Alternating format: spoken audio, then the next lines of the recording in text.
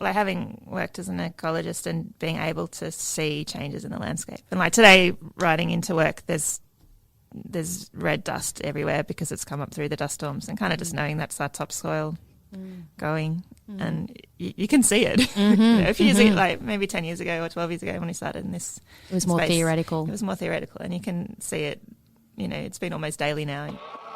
There are dire warnings that New South Wales will be hit by increasingly extreme weather. 2015 was the hottest year since climate records began. Figures show this July was the single hottest month in recorded history. Australia sweltered through its hottest spring on record. Climate change is now affecting every country on every continent. It's the rate that's of great concern. And what do you put that rate down to?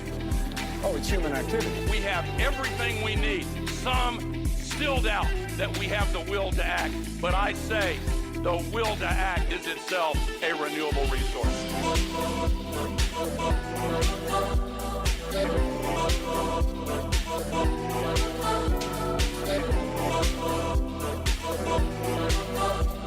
Welcome, folks, to this episode of the Climactic Collective. It's Bronwyn Gresham here, your host for this episode. And today we're bringing you the mover and shaker behind Australia's communities moving to beyond zero emissions, Imogen Jubb. Today you'll hear about how you could potentially initiate a community initiative with the support of Beyond Zero Emissions and their incredible resources, and also hear a little bit about how Imogen sustains her passion and her work. She's been in the game for a long time. We would like to together acknowledge that we're meeting in a studio today on Wurundjeri land, and to acknowledge the traditional owners of this beautiful land, the people of the Eastern Kulin Nations, and to pay our deepest respect to their elders, past, present and emerging. We recognise the sovereignty of this land was never ceded, and together we recognise in this process of reconciliation, relearning and reconnecting with wisdom, to protect culture, to protect values and the relationship that we have with this land, and that together we are healthier, stronger and wiser.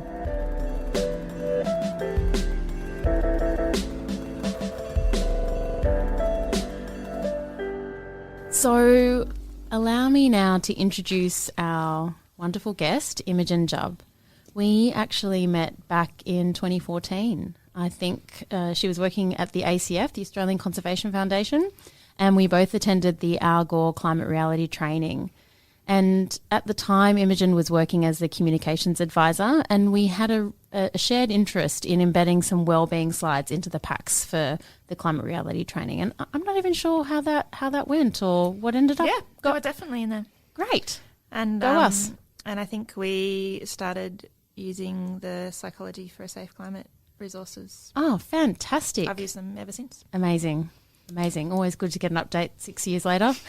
And fast forward now to 2020, Imogen is the National Manager of Zero Carbon Communities, a beyond zero emissions initiatives that helps local communities reduce local emissions. She's authored the Zero Carbon Communications Guide and was the Principal Director of the Australian Local Government Climate Review 2018. And that was really a comprehensive assessment of what councils and communities are doing to tackle climate change. A really informative read, and we'll put some links in the show notes.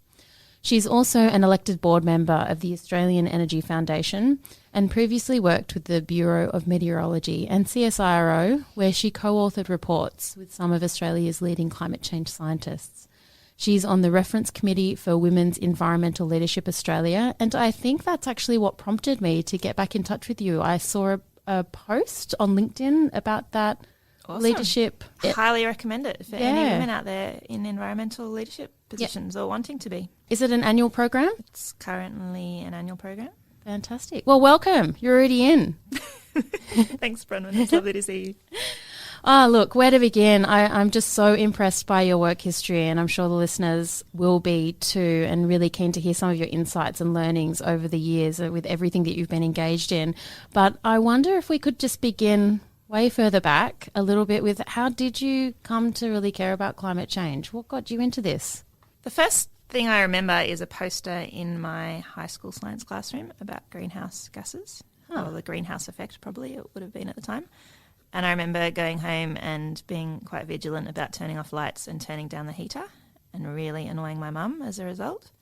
And it was probably my first lesson in the complexities of behaviour change. And just because, someone thinks something's a good idea, that doesn't mean everyone else wants to follow the pack. Was it a poster that frightened you, or a poster do you remember? So. I don't really remember, to be honest, but I do remember it being there and going, oh, that's rubbish, we've got to do something about that. And the message about it was personal change around turning your light bulbs off and things like that, which, as we've come to learn, is not necessarily really the way we need to direct people. Yeah. But I would have been I was into the environment as a little kid. Like, I always paid attention to plants and animals, and I used to go around and pick up rubbish with my friends in high school in the local parks and plant trees, and it's always something I've cared about. Have you got a sense of where that love has come from, or that attention to nature? Is it a family trait? Always spent a lot of time outdoors when I was a kid. We'd go on little bushwalks. I grew up in Canberra, so we'd go on little bushwalks. And bush capital?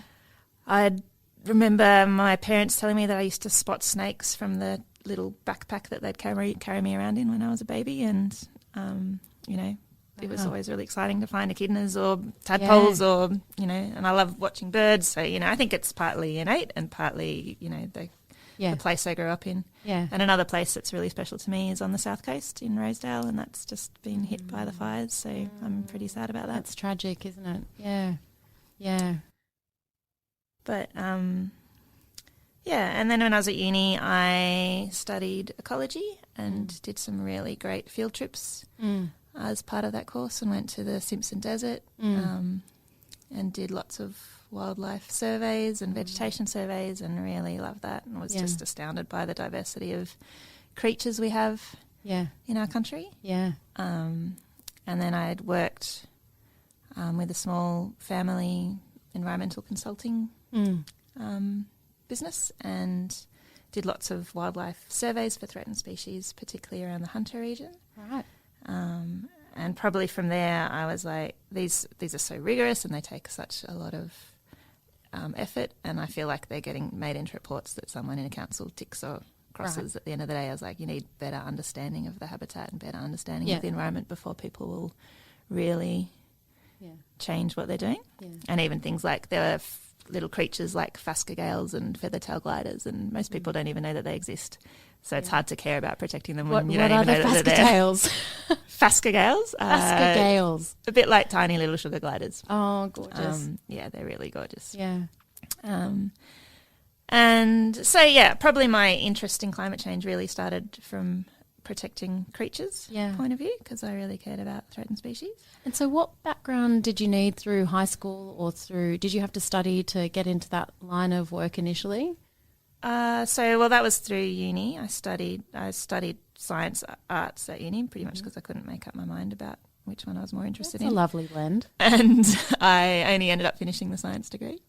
And then I did, my first job out of uni was working in that kind of being out in the bush, out surveying for animals, looking around for kangaroo, koala poo, and climbing up trees and finding bats, and it was pretty spectacular. It's pretty special thing to be able to do. Absolutely, and really, I guess, tapping into something that you found quite natural, being outdoors and feeling alive and enlivened in nature and following that.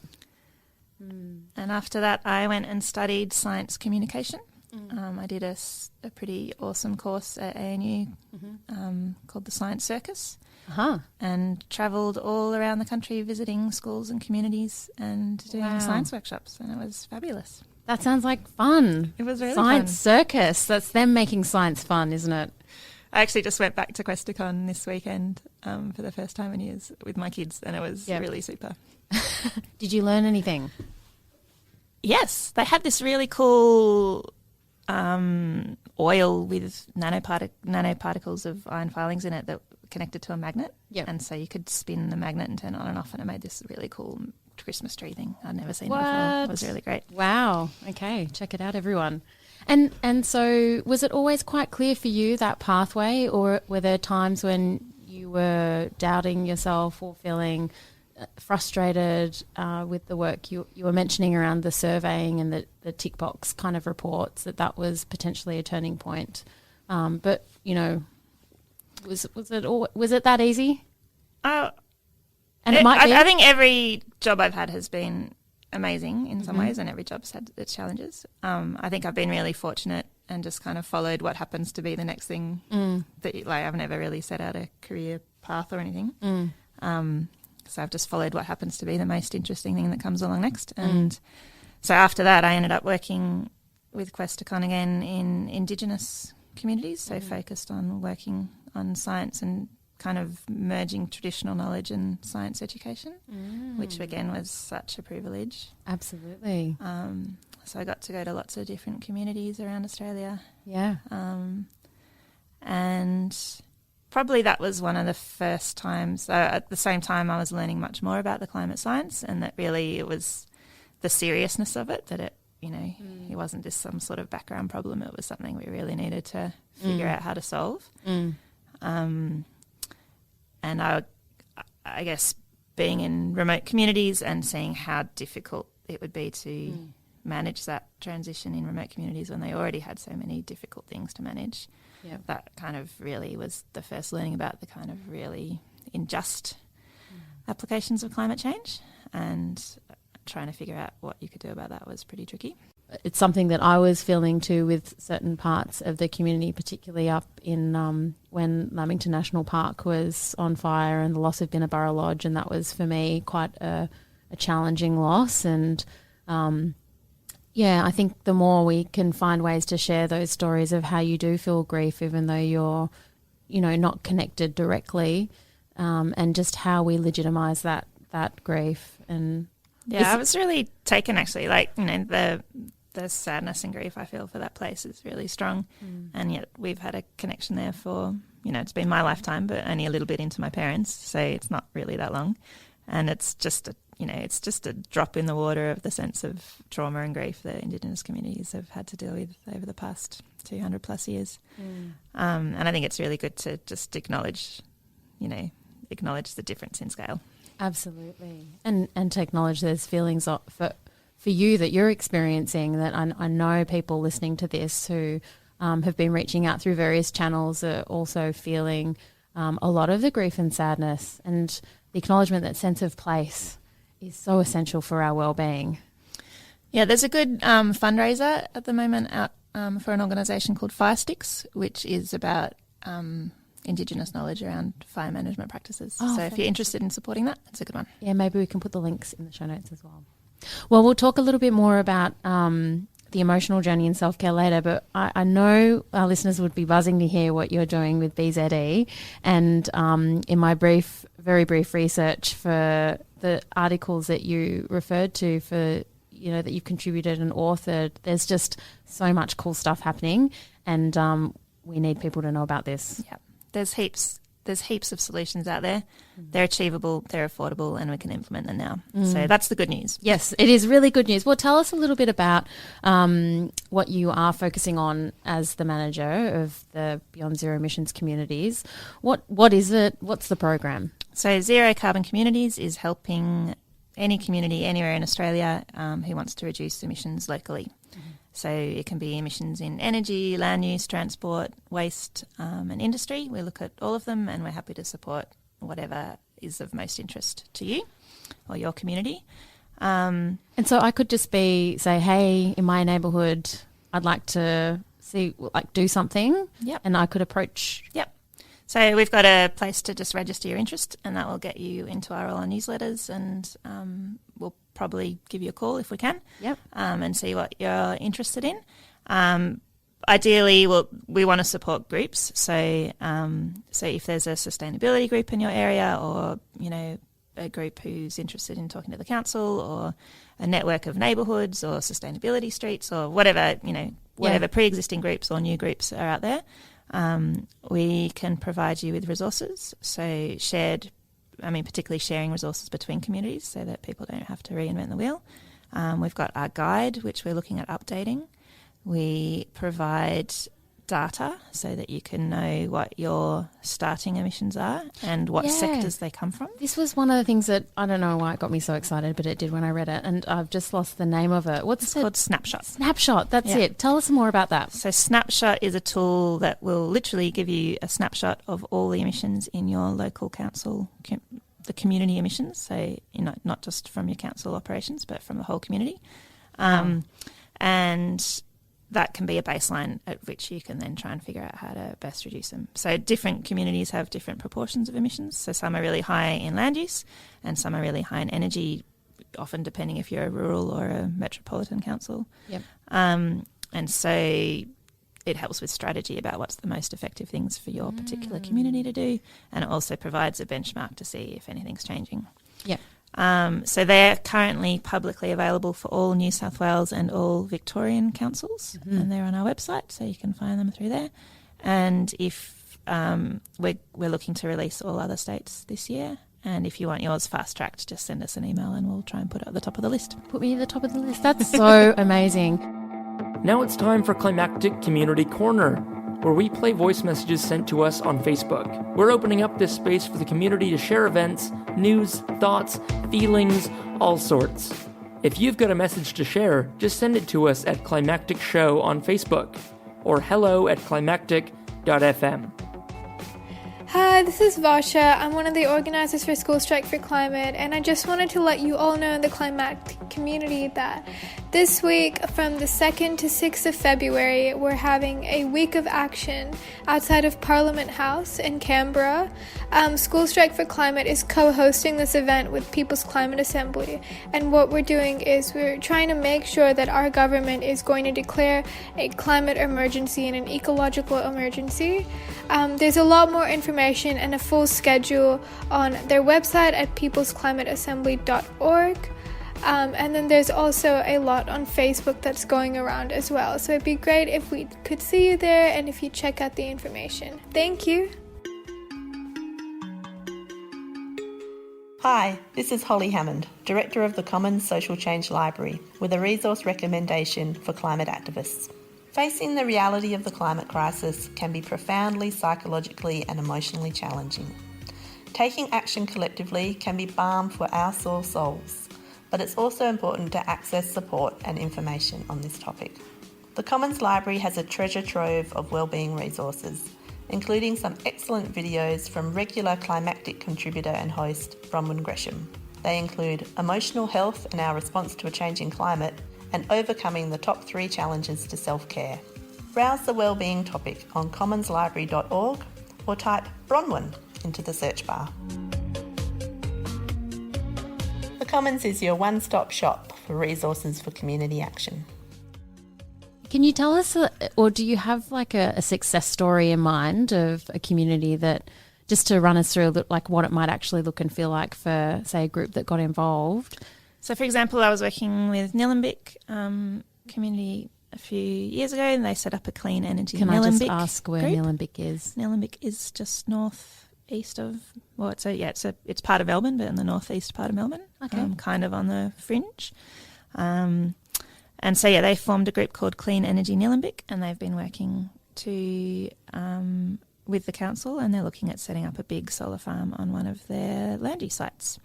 So that's a really exciting project on the way. And do you notice a difference or a shift in the citizens, the community members participating in terms of how they do you notice like kind of co-benefits of them feeling empowered or feeling like Yes. Yes. I think, everyone's got something to bring to this situation, and different people have different skills, and some people are really into energy, and some people are really into waste, and some people are really into planting trees and caring for your local creek, and all of those things are really important. And if people can find the thing that is their little nugget of passion, it's really amazing to see them fly. Yep. So part of the zero carbon communities is just providing that background support so people can do what is of interest to them in their local region and find the projects, ideally, that will reduce emissions the most, the quickest, in the way that will benefit the community the most.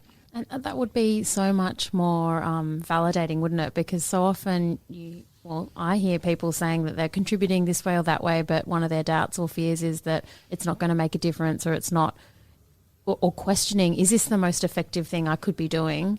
And so to have that like evidence-formed approach and the message that whatever you're doing, this is making a difference, and other people are doing, you know, this piece of the puzzle, I can imagine, you know, then you're connected to all the pieces of the puzzle and you begin to see that this is the community of we, and it's not just about the individual, which is what I feel like you were referring to in the beginning when you said, you know, we've kind of moved in our communications from a heightened hyper-focus on individualised change, which is important, but it was often at the expense of maybe collective change. And now we're trying to kind of, I guess, shift the dial a bit to the more collective without losing the individualised. Definitely. Yeah. You know, it's a systemic change is required to really solve this problem, and it's very hard for individuals to do that on their own. So looking at the systems and how can you nudge the systems so that, you know, you save a lot of emissions at the end of the day. So buildings is a really good example of that. If you could improve the building code legislation, you can build homes that require barely any energy to run, and it saves a whole lot of expense for your householders, and it saves a whole lot of, you know, improves the comfort and the quality of your life because you're not cold, you're not hot, you've got a beautiful place to spend your time.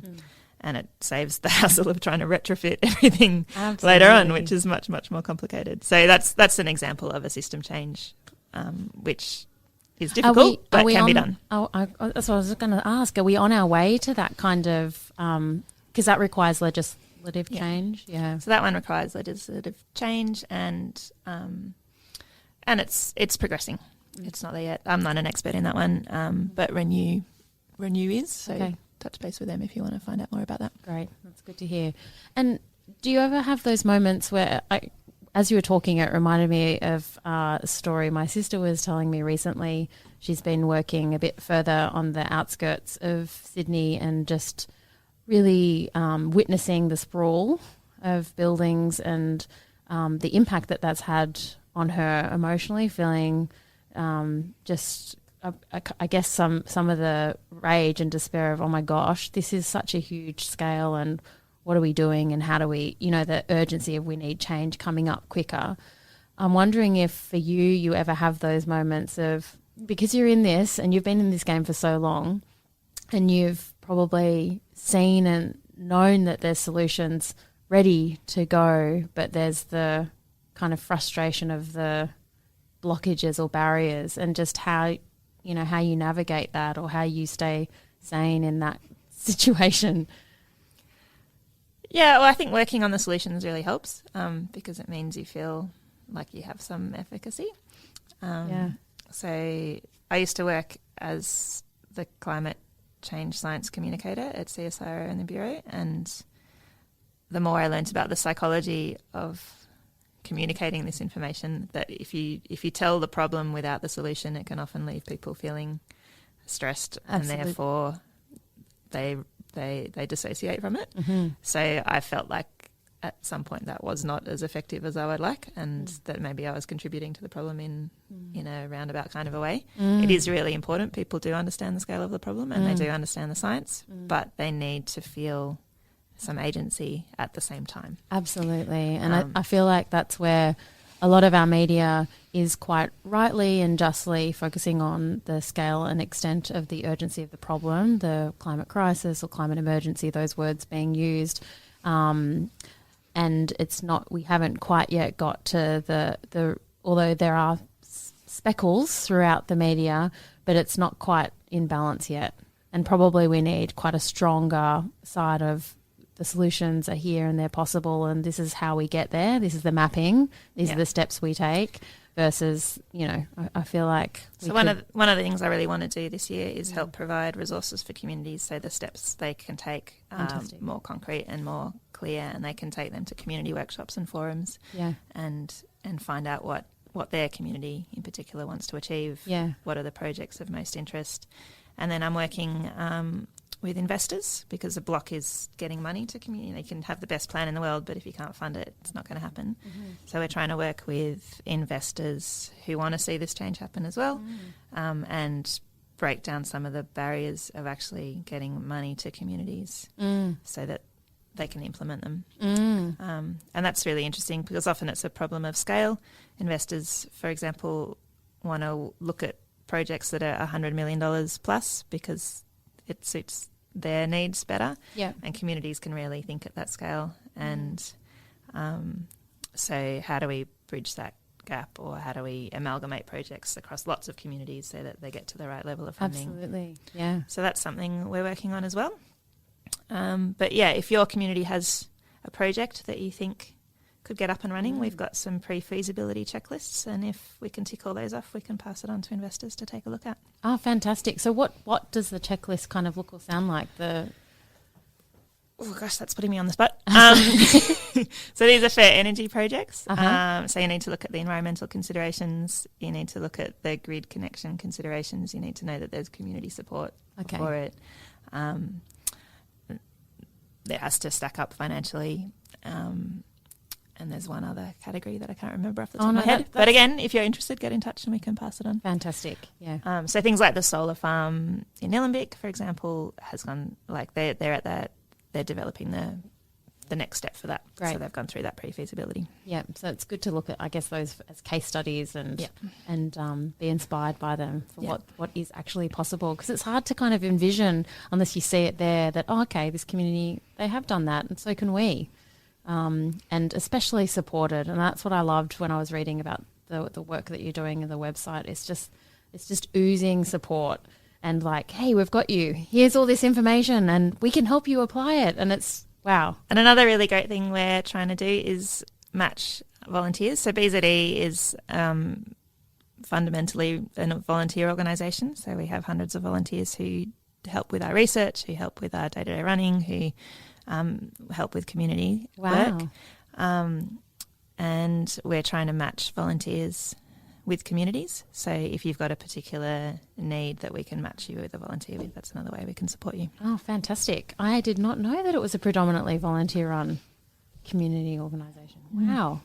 It's so impressive what's been accomplished. It is. Yeah. So, our research is done by world-class researchers on a pro bono basis most of the time. And again, it's really clear the solutions are here, they're affordable and they're achievable to implement now.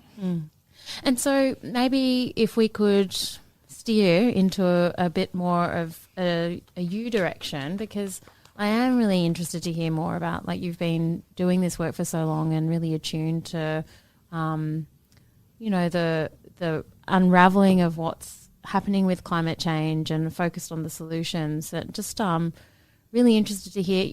I know you're a mum. I think I can say that publicly. Is that okay? And just, how you as a mum and as a citizen yourself, what are the different things that are keeping you up at night, and what do you do to kind of support yourself and your family? This is like Imogen's top 5 tips. No, no pressure. I think there's a whole mix of emotions in this game, from like being quite terrified to feeling really positive and loving the work that I do. There's also grief, there's also denial.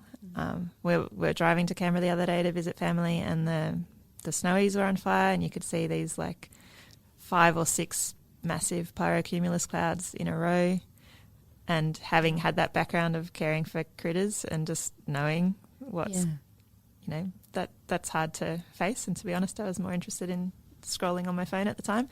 Wow. It's kind of like our empathy. What I often, in my kind of brain trying to understand these things is, our empathy gets activated. We can really attune to the suffering. And the funny thing, or the paradox, I guess, is that we need that to then feel motivated to take action.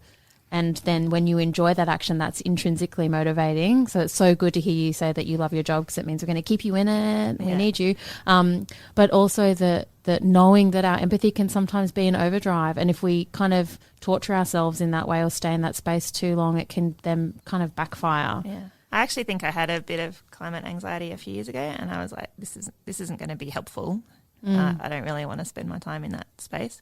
Do you remember what you were picking up on at the time, what climate anxiety meant to you, or what was the experience? Just being, like, having worked as an ecologist and being able to see changes in the landscape. And like today, riding into work, there's red dust everywhere because it's come up through the dust storms, and kind of just knowing that's our topsoil going, and you can see it. A few years ago, like maybe 10 years ago or 12 years ago when we started in this it was more theoretical. It was more theoretical, and you can see it. It's been almost daily now. There's days we haven't been able to go outside because the smoke's been horrible, or so it is quite confronting. But I also think a real tragedy would be to not notice how great we've got it at the moment, and to not spend your time appreciating and enjoying the things that are there right in front of you now.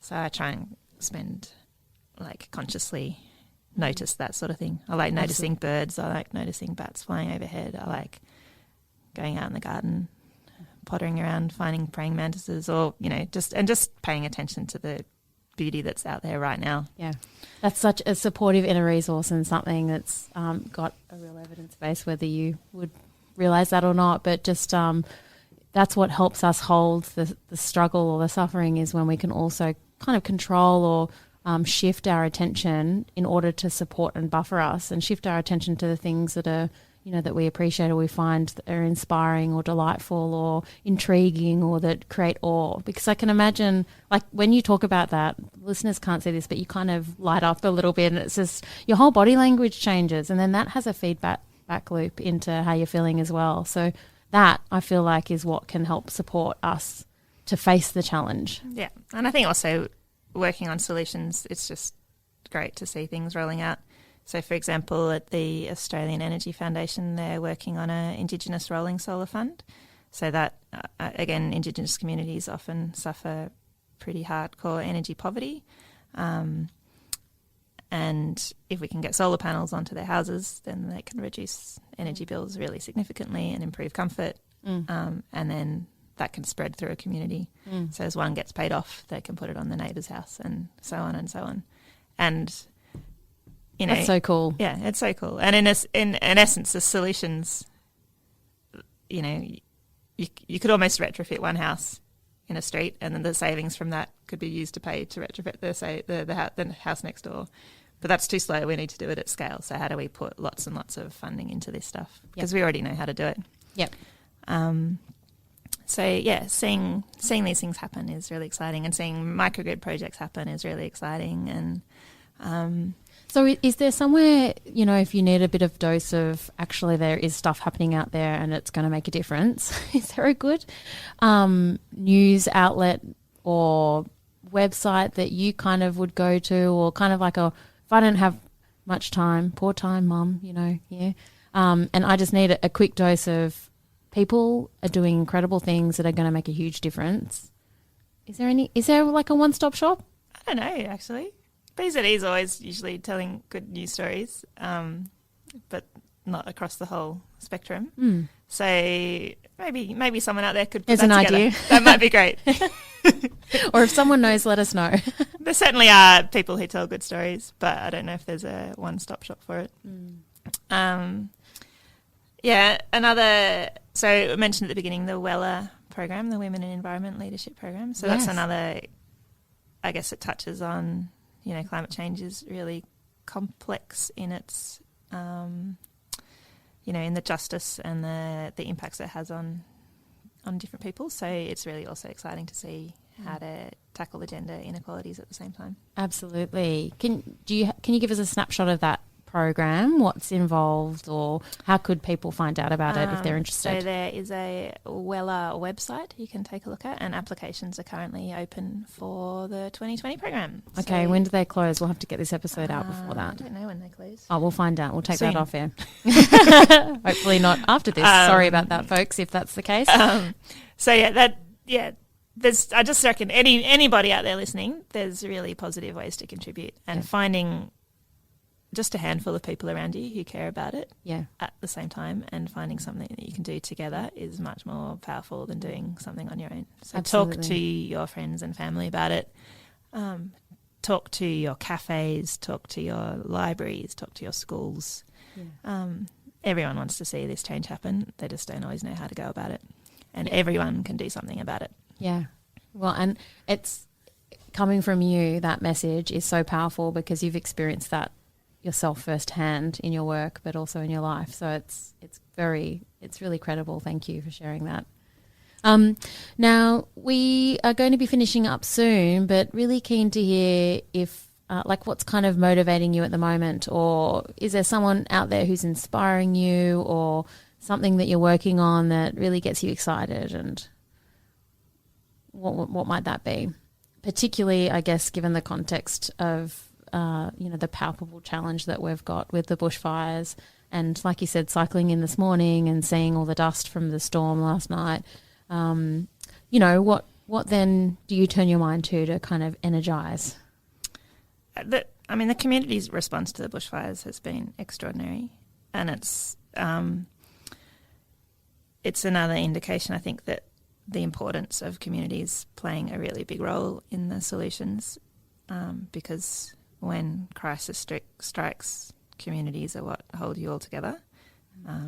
So I actually think a completely separate reason for working on zero carbon community stuff or any kind of community building project is that you build the social resources that you need to deal with in stressful times. I think we're probably heading for more stressful times. So I think working to build on those social capital resources is really, really important too. And there's lots and lots of different ways to do that.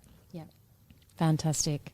And if people wanted to find out more about how they could get involved in that kind of community building, building that social capital, or, getting people together, are there other resources that they could tap into? Would it be going through BZE or? Well, so BZE has it with the lens of how do you reduce emissions locally, but a spin-off of that is building tighter connections to community, tighter connections to your council. Yeah. But there are probably other organisations who do just the, so organisations maybe like Red Cross or your sporting associations or your Country Women's Association, all of those are working at building social capital. So they're all great things to tap into too. Good. Thank you so much for that. And I just wanted to acknowledge your time here today, and thank you so much for sharing, particularly for sharing that you did go through a period of time where you did feel more acute climate anxiety. I know it's so important that we depathologize these emotions and recognise that just because it's a negative emotion doesn't mean it's, a mental health condition per se. Of course, it can flick into that, and we need to get support and help when needed. But just to acknowledge, the more we speak to our emotions of grief and anxiety, the more we build awareness, the more we'll be able to kind of tend to our own needs and to others. So I really appreciate you sharing that, and also sharing some of the things that you do to support yourself internally, like focusing your attention on things that actually bring you joy or inspire you. And I'm sure there's many, many more things that you do to support yourself. So thank you for being so open and honest with us. It's a real pleasure to be here. Thank you. You're welcome. And thanks for all your work with BZE. It's so amazing. I'll put those links in the show notes and any other resources that you think would benefit listeners who might want to know more. And is there anything that you would like us to finish on or end on, or anything left unsaid? I reckon go and find one other person that you can talk to about this, and make a little plan about what you would like to achieve, maybe even just in the next week. Fantastic. She's being a behavioural psychologist for me. That's perfect. Thanks so much, Imogen. Looking forward to hearing from you again for more updates on Climactic. Thank you. Bye. Thank you for joining us. You've been listening to Climactic, the flagship podcast of the Climactic Collective, a podcast network dedicated to lifting the voices of the climate community. You can find out more about the people behind Climactic and all the shows we produce at climactic.fm. We are a social enterprise podcast network, and we greatly appreciate your support. You can find a link to our Pozible where you can support us directly in the show notes of this episode or from our website. Thank you for listening, and from the whole Climactic Collective, keep up the great work and take care of each other in these climactic times.